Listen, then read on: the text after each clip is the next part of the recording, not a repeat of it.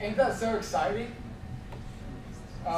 So again, jokes aside, obviously not the type of surveillance state that I want, that technology is enabling. And it's funny, Brian, our first presentation after knows that science Big Brother is watching.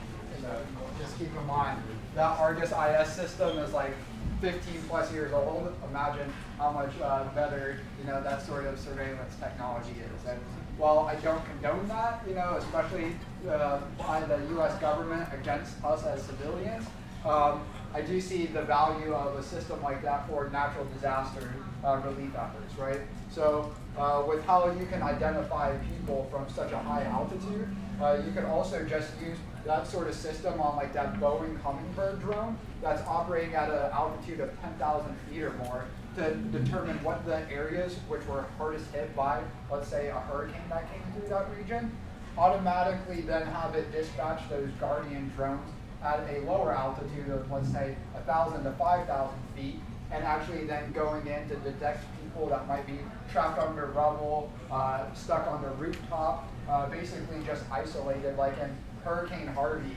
there was many instances of people stranded on the rooftops or elsewhere and not able to get into the water because there's still live electricity in the water, right? Or live electrical wires in the water. And there was even first responders getting out of their boats to go help people that were dying because of those live electrical wires still in the water. So beyond just using drones in this sort of configuration, where the high altitude ones mapping out the whole area still at a fairly good resolution, determining which are the hardest hit areas of that larger area, sending the mid-altitude drones into actually finding the people within those hardest hit areas, and then lastly, dispatching smaller like delivery drones, which people like, oh my God, that's not a small drone. Like that Prime Air drone from late 2016, that's still like four times the size of like our developed air drones that we have here with us. And then this mattered at one, also kind of similar in size, a little bit bigger than like this developed air model over here, our developed air XE.